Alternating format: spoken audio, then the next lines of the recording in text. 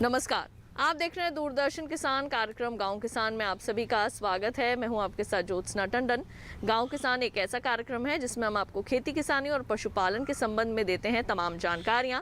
इसके साथ ही आपकी मुलाकात करवाते हैं एक ऐसे प्रगतिशील किसान से जो कि आज दूसरे किसानों के लिए मिसाल बन चुके हैं। तो आइए अपने आज के गाँव किसान कार्यक्रम की शुरुआत करते हैं।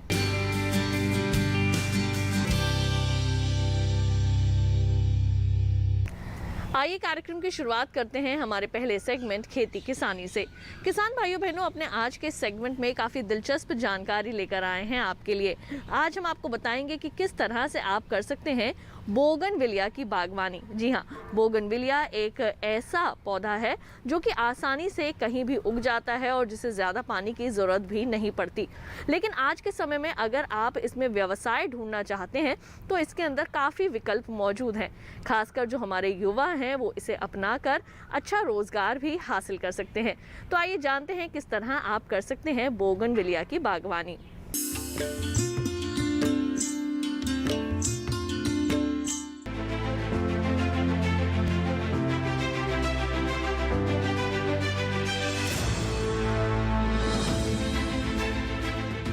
हर हाल में मुस्कुराता पौधा बोगनवेलिया आजकल लोगों की पसंद में शुमार होता जा रहा है, जिसकी खास वजह उष्णकटिबंधीय इलाकों में भी आसानी से लग जाना है। इसके अलावा ये खराब मिट्टी पहाड़ी इलाकों में भी अच्छे से पनप सकता है। हालांकि इसकी 150 प्रजातियां हैं, जिनसे 12 में से 10 महीने फूल मिलते रहते हैं। बोगनवेलिया के बारे में क्या है विशेषज्ञ की राय, आइए जानते हैं। और इस समय लगभग आप यहाँ पे गमलों में और ज़मीन में भी कुछ ऐसे रंगों को और ऐसी प्रजातियों को देख रहे हैं जो कि अभी फुल ब्लूम पे हैं। और लगभग हमारे पास यहाँ पे 150 प्रजातियाँ उपलब्ध हैं।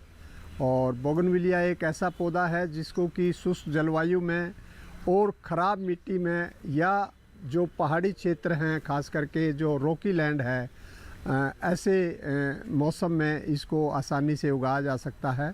बोगनविलिया को पूरे वर्ष लगभग आप 12 महीने में से 10 महीने आसानी से इसके फूल का आनंद उठा सकते हैं। और यदि हम देखें तो सिर्फ दिसंबर और जनवरी के महीने को छोड़कर जब दिल्ली और दिल्ली के आसपास बहुत ही अधिक तापमान में गिरावट रहती है, उस समय तो ये फूल नहीं देता, लेकिन बाकी 10 महीने ये लगभग फूल में रहता है। और इस समय खास करके मार्च के अंतिम सप्ताह में और अप्रैल के पहले पखवाड़े में ये बहुत ही तादाद में, बहुत अधिक मात्रा में फूल देता है। और बोगनविलिया को आम किसान या बहन भाई या खास करके जो शहरों के आसपास रहने वाले वासी हैं, जो इसको आसानी से अपने गमलों में उगा सकते हैं, इसकी बोनसाई बना सकते हैं, इसको फार्म हाउस की बाउंड्री पे लगा सकते हैं, इसको सूखे पेड़ पे चढ़ा सकते हैं, और यहाँ तक कि इसको किसी भी स्लोप पे इसको लगाया जा सकता है। और पिछले 10 वर्षों में देखा जाए तो बोगनविलिया को दिल्ली में काफ़ी एक बड़ी पहचान मिली है और इसको काफ़ी लोगों ने अपने छतों पे भी उगाया है। और दिल्ली सरकार और दिल्ली में स्थित जितने भी बागवानी से संबंधित विभाग हैं, उनका काफ़ी सहयोग रहा है और उन्होंने इसको रोड साइडर पे, रोड डिवाइडर पे या ग्रीन बेल्ट में लगा करके दिल्ली को बहुत ही सुंदर बनाने में सहयोग दिया है। इस पौधे को आजकल कई रूपों में लगाया जा सकता है। लोग इसे बगीचे में, सूखे पेड़ों पर, गमले में बोनसाई बनाकर, सड़क के बीचों बीच कई तरह से अब इसे इस्तेमाल किया जाने लगा है, क्योंकि इसे लगाना और इसकी देखभाल बेहद आसान है। वहीं पूसा संस्थान ग्राफ्टिंग विधि से नई प्रजातियां उगा रहा है, जिसमें एक ही पौधे में कई रंग के फूल खिलते हैं। बोगनविलिया को हम कटिंग के माध्यम से इसको उत्पादन कर सकते हैं। और कटिंग खास करके जब इसकी जब फूल जब थोड़ा ख़त्म होने लगता है तो इस समय इसकी मई और जून जुलाई के महीने में कटिंग ले करके 9 इंच की कटिंग से इसके नए पौधे बनाए जा सकते हैं। और यहाँ तक कि इसमें आप एयर लेयरिंग कर सकते हैं, बरसात के मौसम में एयर लेयरिंग से भी नए पौधे बनाए जा सकते हैं।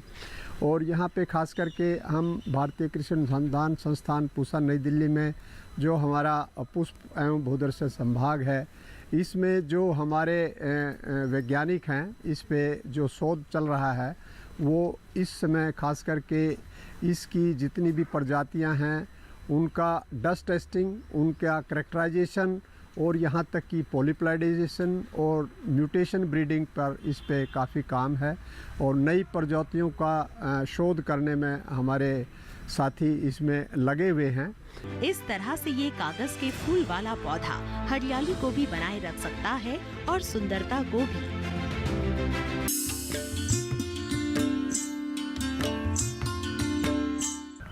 तो अभी आपने देखा सेगमेंट खेती किसानी, इसके साथ ही कार्यक्रम गांव किसान में वक्त हो चला है एक छोटे से ब्रेक का।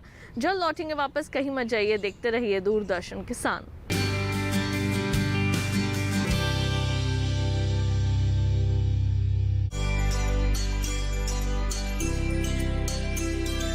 इस वक्त हम मौजूद हैं गांव मुर्तजापुर में, जिसका ब्लॉक पड़ता है सडोली कदीम, जिला सहारनपुर। आज हम बात करेंगे किसान उत्पादक संगठन के बारे में।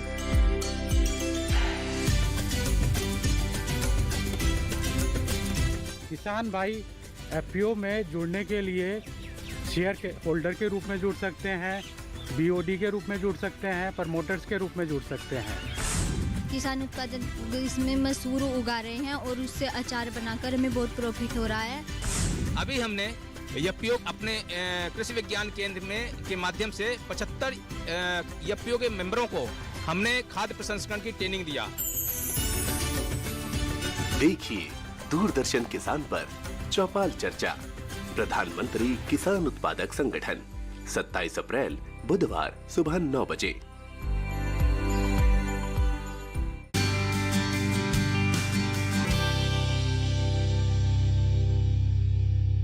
ब्रेक के बाद एक बार फिर आप सभी का स्वागत है कार्यक्रम गांव किसान में। आइए कार्यक्रम में बढ़ते हैं आगे और अब देखते हैं सेगमेंट हमारा पशुधन। किसान भाइयों बहनों, यूँ तो अपने इस सेगमेंट में हम आपको पशुपालन से संबंधित तमाम जानकारी देते हैं, लेकिन आज कुछ नई जानकारी आपके लिए लेकर आए हैं।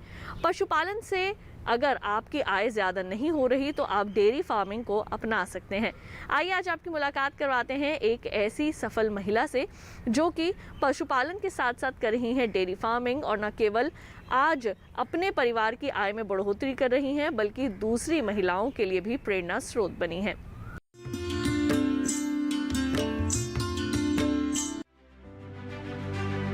20वीं पशुगणना के हिसाब से 2019 में पशुधन में 4.6% की वृद्धि हुई है। वहीं 2012 की तुलना में गायों की आबादी 18% बढ़ी है। इस तरह इस समय हमारे देश में गायों की संख्या 14,51,20,000 है। बढ़े हुए ये आंकड़े काफी सुखद हैं, क्योंकि नई तकनीकों से डेयरी उद्योग में भी इजाफा हो रहा है। उच्च शिक्षित लोग कॉर्पोरेट क्षेत्र छोड़कर इस व्यवसाय में अपनी जगह बनाने में लगे हुए हैं और इसमें महिलाएं पुरुषों से कदम ताल मिलाकर चल रही हैं, जिसकी एक वजह ये भी है कि अन्य पशुओं की तुलना में गाय पालन बेहद सरल है। ये और भी सरल हो जाता है जब किसान पशु आहार स्वयं उगाते हैं। भारत देश एक कृषि प्रधान देश है और पशुपालन का भी बहुत बड़ा स्थान है यहाँ पे। तो यहाँ पे मैंने अपनी गाय से शुरुआत करी है। मैंने एक फार्म लगाया है जिसमें गाय हैं और मेरे पास इस समय बिल्कुल 200 गाय दूध वाली हैं और कुछ प्रेग्नेंट हैं, कुछ बच्चे हैं, ये सारा है। इसमें गाय के दूध को वैसे भी बोला गया है कि अमृत समान होता है। तो गाय के दूध की शुरुआत करने का कहीं ना कहीं दिमाग में किया था कि ये हर एज वालों के लिए एक अच्छा सोर्स है जो उनकी बॉडी में जाएगा, चाहे वो बच्चा है, चाहे वो बड़ा बूढ़ा है, चाहे जो भी है। यहाँ मेरी जो गाय हैं एक बिल्कुल ऑर्गेनिक फूड खाती हैं जो मेरा खुद का खेत का उगा हुआ है, और मैं औरों को भी किसान को जोड़ के रखती हूँ जो मेरे हिसाब से ही फीड को उगाते हैं और जो मैं अपनी गाय को खिलाती हूँ। इनकी हेल्थ का, इनके रहने का, इनका रहन सहन का पूरा ध्यान रखा जाता है। इनको टाइम टू टाइम क्या इनका वैक्सीनेशन है। मेरा एक डॉक्टर हमेशा 24 घंटे यहाँ रहता है जो इनकी देख रेख में हमेशा तत्पर रहता है। यहाँ मेरा मिल्क पार्लर है जहाँ मेरी 24 गाय एक साथ मिल्किंग होती है। उसके बाद प्रोसेसिंग प्लांट है जहाँ जाता है। इस सब के तहत किसी भी आदमी का कोई हाथ से टच नहीं है, पूरा मशीनरीकरण किया हुआ है और फिर पैक होता है। और आप जैसे आप सबके घर में ये एक स्वस्थ अनटच हेल्दी दूध मेरी देने की कोशिश है। चारे में ग्रीन फॉडर जो बरसिम कहा जाता है जिसको, और कच्ची मक्का, और इनका जो मेरा न्यूट्रिशंस रखा हुआ है जो इनके लिए क्या क्या है वो पूरा एक चार्ट बनाते हैं जो इनको मैं देती हूँ। साइलेज वगैरह सब दिया जाता है, इनकी हेल्थ के अकॉर्डिंग किस गाय को क्या चाहिए सबका चार्ट अलग अलग है, उसके अकॉर्डिंग मेंटेन करके इनको दिया जाता है। दौराऊ फार्म की संचालिका प्रीति जी पशु का हर मौसम में खास ख्याल रखती हैं। वो बताती हैं कि उनके स्वस्थ पशु के पीछे समय पर किए गए टीकाकरण हैं, जिससे पशु बीमारियों से बचे रहते हैं। साथ ही मौसम के हिसाब से आवास में किए गए बदलाव पशु को सुखद एहसास देते हैं, जिससे उत्पादन क्षमता अच्छी बनी रहती है। आमतौर पर गर्मी के मौसम में पशुओं के आवास में ये इंतजाम करने चाहिए। आवास की छत भी ऐसी हो जो गर्मियों में अधिक गर्म ना रहे। अधिक गर्मी के दिनों में छत पर 4 से 6 इंच मोटी घास फूस की परत डालें। आवास की छत की ऊंचाई कम से कम 10 फुट हो। खिड़कियों व दरवाजों को बोरी या टाट से ढकें। आवास में पंखे या कूलर की व्यवस्था करें। गर्मियों में इनके लिए शेड में आप देख भी रहे होंगे फैन लगाए हुए हैं बहुत बड़े बड़े, जगह जगह फाउंटेन, फॉगर, जगह जगह फॉगर भी लगा रखे हैं जो इनको ठंडा रखते हैं। जब पंखे की हवा चलती है फॉगर होते हैं जिससे कि ये इनका जो बॉडी टेम्परेचर है वो हीट ना हो। और सर्दियों में इनका पूरा कवर्ड एरिया में रहते हैं।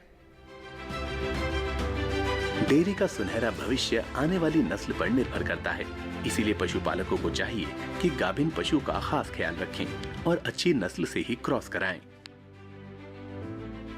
इनकी जो मेरी गाय हैं उनकी नस्ल आगे आने वाली नस्ल का पूरा ध्यान रखा जाता है।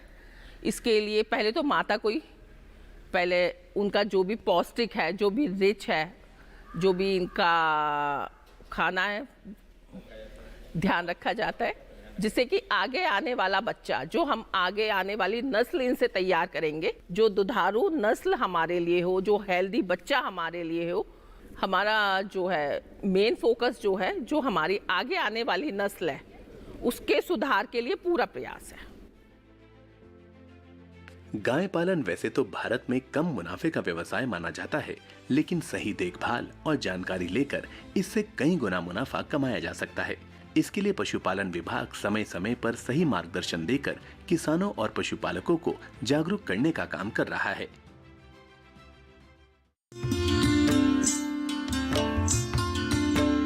आइए कार्यक्रम गांव किसान में बढ़ते हैं आगे, एक नजर डाल लेते हैं इस माह के पशुपालक कैलेंडर पर।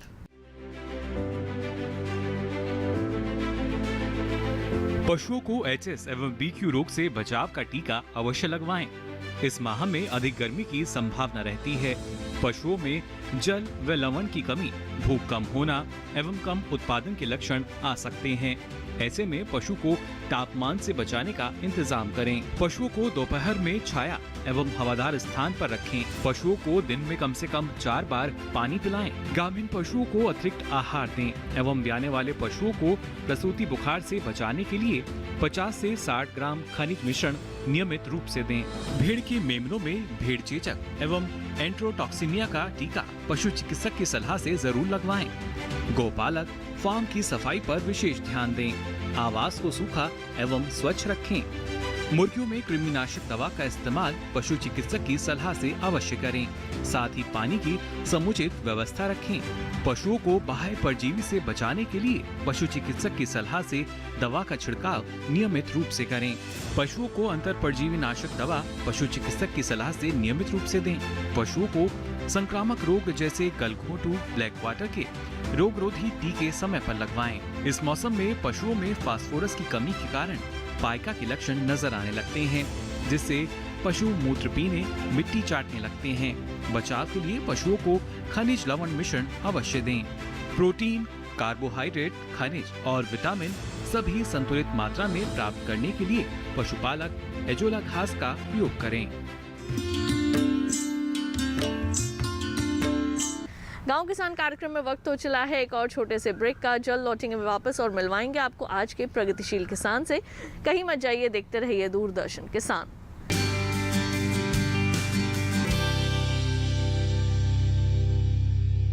Vanakkam Tamil Nadu. Welcome to the grand finale of Fit India Quiz Tamil Nadu edition. This is a clockwise round, which means we'll begin this round with you. Your time starts now. We would like to choose option D, balancing exercise. The correct answer is also balancing exercise. What a great start to today's quiz. Congratulations, 10 points on that.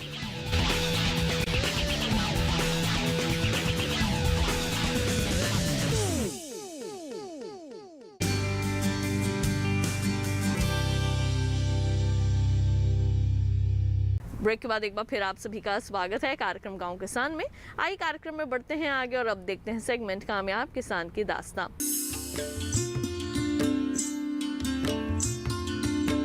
किसान भाइयों बहनों, आपने गेहूं की खेती के बारे में काफ़ी सुना होगा। कई सारी ऐसी विधियां हैं जो आज के समय में हमारे किसान अपना रहे हैं। लेकिन आइए आज आपकी मुलाकात करवाते हैं राजस्थान के एक ऐसे प्रगतिशील किसान से जो कि बेड विधि से कर रहे हैं गेहूं की खेती, जिसमें बीज की तो बचत होती ही है, साथ ही साथ पानी की भी काफ़ी बचत होती है। उन्होंने इसकी शुरुआत कैसे की और कहाँ से मिली इसकी प्रेरणा, आइए जानते हैं उनकी सफलता की कहानी, उन्हीं की मुँह जुबानी।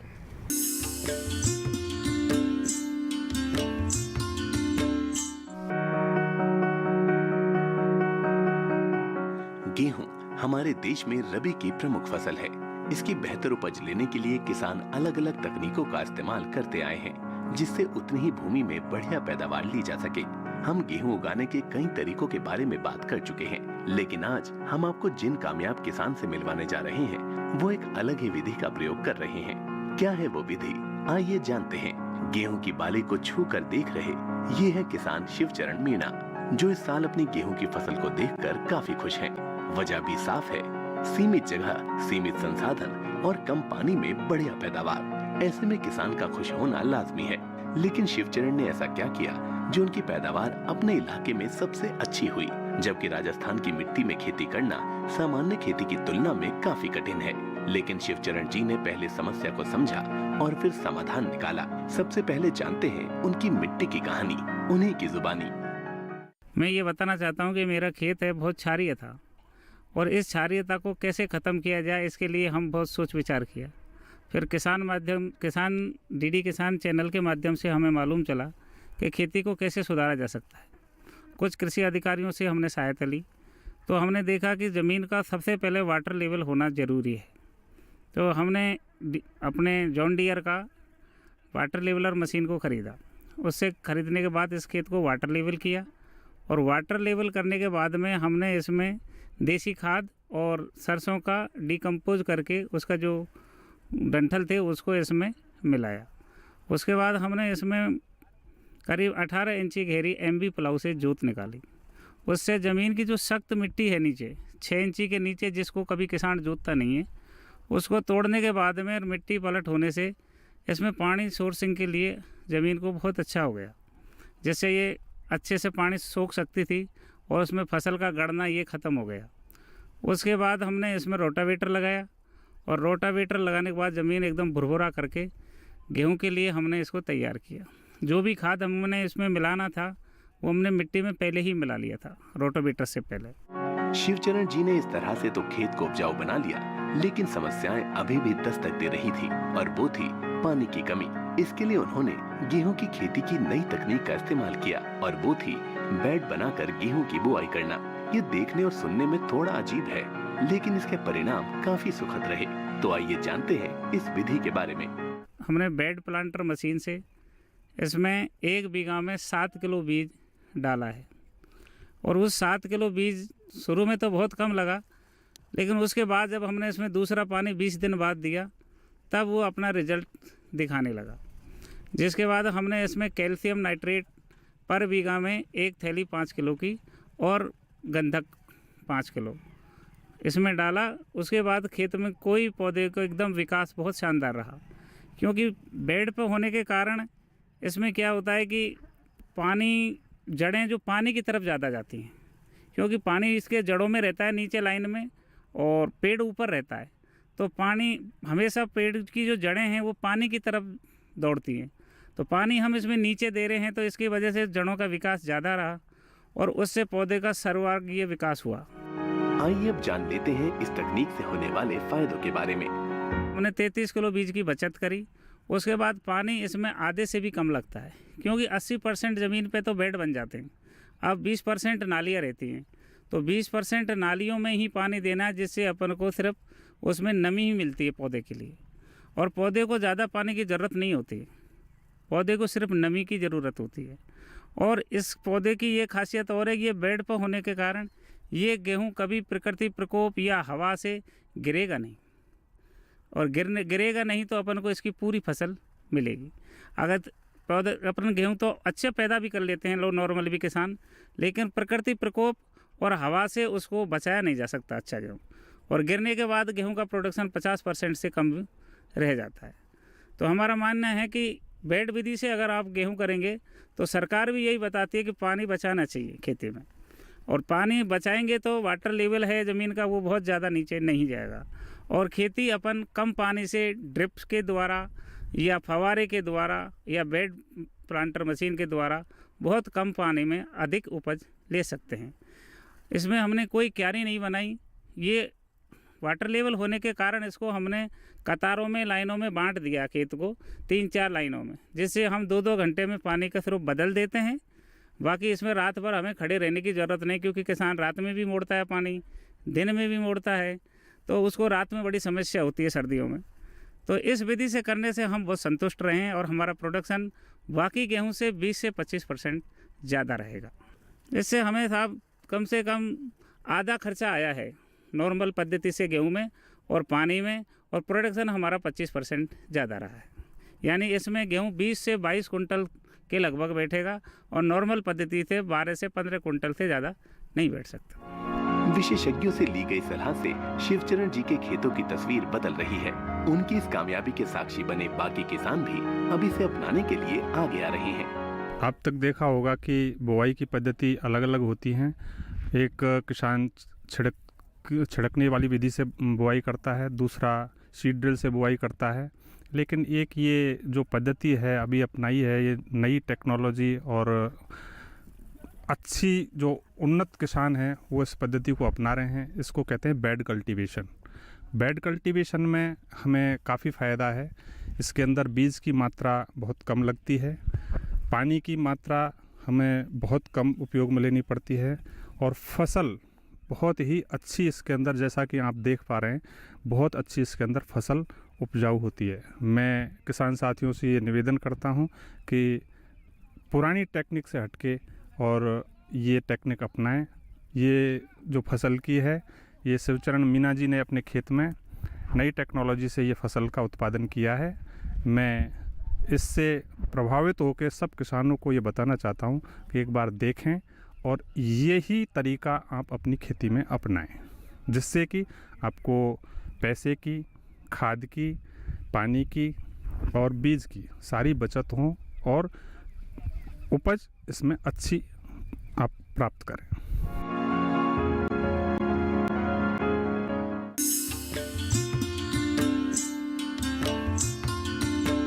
तो अभी आपने देखा सेगमेंट कामयाब किसान की दास्तां। इसके साथ ही हम उम्मीद करेंगे कि आज के कार्यक्रम में दी गई जानकारियां आप सभी के ज़रूर काम आएंगी। गांव किसान कार्यक्रम को दोबारा देखने के लिए टीवी स्क्रीन पर दिखाए जा रहे QR कोड को स्कैन कीजिए और दूरदर्शन किसान के YouTube चैनल पर जाकर आसानी से आप हमारे इस कार्यक्रम को देख सकते हैं। तो आज के लिए केवल इतना ही, मुझे दीजिए इजाज़त। आप देखते रहिए दूरदर्शन किसान। नमस्कार।